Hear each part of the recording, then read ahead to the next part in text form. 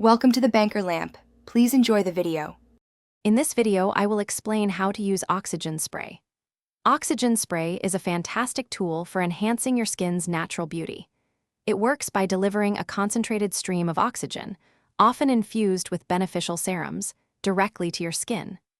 This process helps to boost collagen production, improve overall skin tone, and reduce the appearance of fine lines, leaving your complexion looking refreshed and radiant. Before you begin, proper preparation is key for maximizing the benefits of your oxygen spray. First, cleanse your face with a gentle cleanser to remove any makeup, dirt, or oils. Next, a light exfoliation can help remove dead skin cells, allowing the oxygen and active ingredients to penetrate more effectively.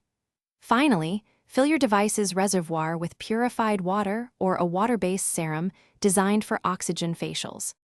Now, let's talk about application.